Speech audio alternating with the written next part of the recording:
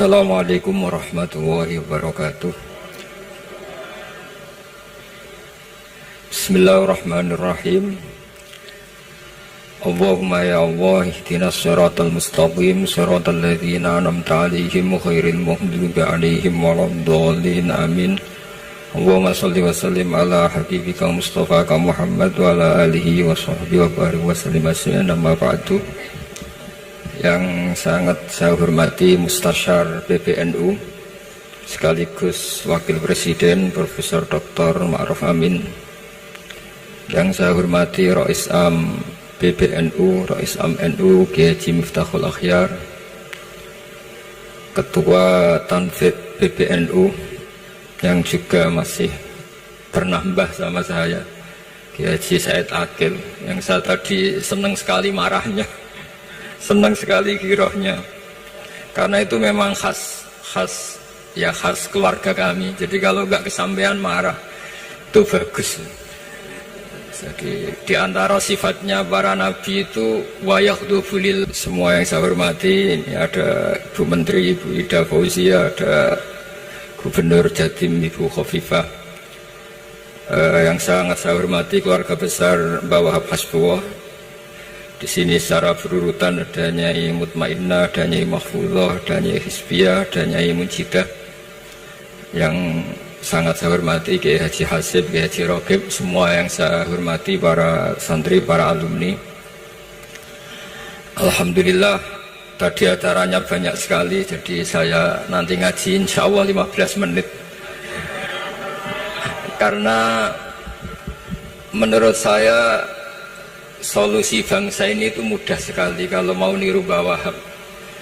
Saya kemarin ditilihi Gus Hasib, saya tidak bilang bertamu, karena kalau tamu itu seakan-akan saya yang jadi tujuan. Tapi ini sebetulnya saya tahu banyak tentang Mbah Wahab tanpa buku itu, karena Mbah Maimun guru saya, juga bapak saya Kiai Haji Nur Salim sering cerita. Kiai Wahab itu pedagang, juga ulama, juga politikus, juga pahlawan. Kita sebetulnya melihat itu sederhana, hanya sederhana dalam pikiran ulama.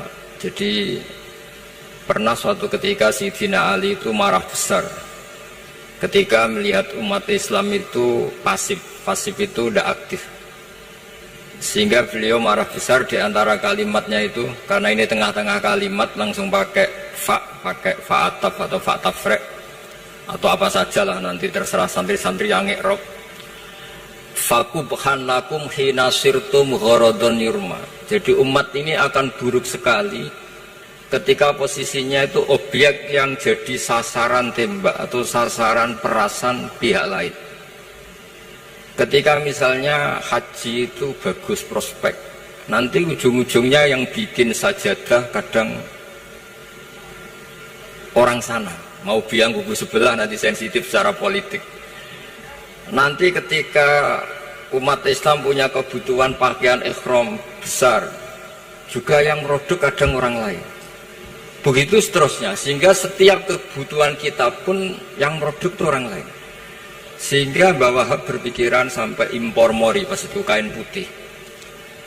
Begitu juga traveling, ketika umat Islam butuh mudah pergi ke Mekah untuk haji dan umroh, juga bironya itu kadang orang lain. Zaman itu Hindia Belanda, sehingga beliau dulu sudah mendirikan semacam biro haji. Itu semua adalah madhab, di antara madhab Sayyidina Ali ketika beliau mengatakan fakubhan lakum hina sirtum ghorodon yurma. Buruk sekali kamu di mana-mana ini jadi objek. Misalnya kira-kira gini lah, kalau hallnya Mbah Wahab itu ada 10.000 santri dan semuanya kalau punya kecakapan produksi itu atau melayani itu, sehingga perdagangan Mbah Wahab dalam tradisi keulamaan itu dimaknani sebagai supaya kita ini jadi aktor, baik di perdagangan, di politik, maupun dalam solusi urusan-urusan publik. Misalnya sekarang ada problem apalah, sebetulnya solusinya gampang sekali. Ketika kita minus, ya uangnya tidak cukup karena harga ikannya 70.000. Terus kata gurunya, beri lebih murah lagi. Uang 50 aja tidak cukup, kok cari yang lebih murah. Kata beliau, arkhisuhu bitarki. Ya bikin murah karena kamu tidak berkeinginan. Jadi nggak usah belikan katanya. Ini penting sekali karena dulu ada solusi masyhur itu makalahnya Imam Syafi'i itu. Kata beliau fa innal ghina anisya'ila bihi. Kalau kamu ingin tidak tergantung sesuatu, maka hindari sesuatu itu. Jangan memaksakan memenuhi sesuatu itu dengan memaksakan, tapi hindari sesuatu itu. Saya misalnya kalau nuruti kepengen misalnya, kalau saya dengan nafsu serakah saya, mungkin saya ingin punya mobil mewah, ingin apa saja. Tapi itu membuat saya tersiksa karena harus menyediakan ini itu. Ya sudah, tidak usah ingin.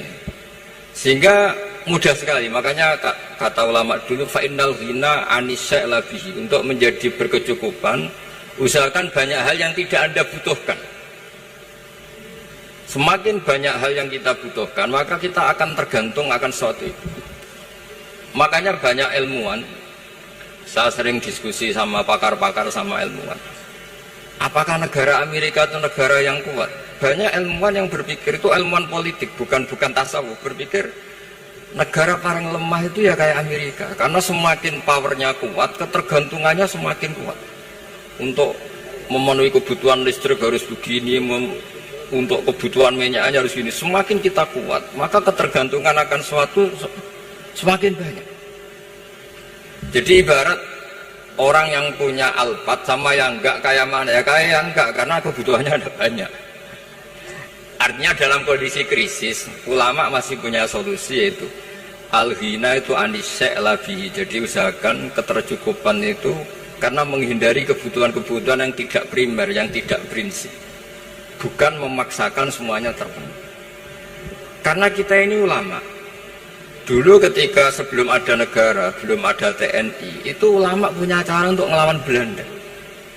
Karena mereka terbiasa punya loyalis, punya muhibbin, punya ghirah, punya strategi. Sehingga Belanda itu kesulitan ngadep ulama. Apalagi mereka terus ke Mekah, ketemu komunitas internasional yang semuanya berfatwa bahwa penjajahan harus dilawan. Itu luar biasa. Belum ada negara, nggak ditopang negara, kemudian tetap bisa melakukan perlawanan. Coba kalau dulu ngelawan nunggu, wah saya mau ngelawan penjajah kalau saya diangkat jadi TNI, saya mau ngelawan kalau saya punya otoritas yang disahkan negara, itu ribet, negara belum terbentuk. Makanya ini saya tidak akan ngaji lama-lama, tapi saya akan cerita khas Mbah Wahab sesuai riwayat yang saya dapatkan dari guru-guru kami, bahwa beliau tadi seperti yang dikatakan Pak Said, membina dan menyebarkan NU kemana-mana tanpa uang proposal. Nggak kebayang saat itu proposal kepada siapa, negara sendiri masih susah. Lalu mau diajukan kemana? Terus yang mau tanda tangan itu ya siapa? Jadi yang saya tahu tadi, yang penting kita niru sesuai yang diidam-idamkan tadi Sayyidina Ali. Jangan sampai kalian itu menjadi gharadun yurma. Ada apa saja orang lain yang memikirkan labanya, kita yang jadi objek. Sehingga zaman itu kita terima kasih semua sama Mbah Hashim, sama Mbah Wahab, karena ini zuriyatan ba'duha min ba'd. Kita tahu Mbah Wahab putra Mbah Hasbullah, punya ibu Nyai Fatimah, terus sampai Mbah Abdus Salam ya.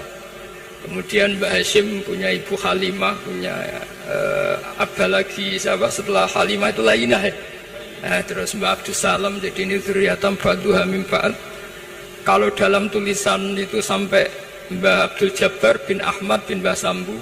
Memang Mbah Sambu punya beberapa saudara, diantaranya ada yang namanya Mbah Yusuf yang melahirkan keluarganya Mbah Ahmad Siddiq Jember, Mbah Siddiq Jember.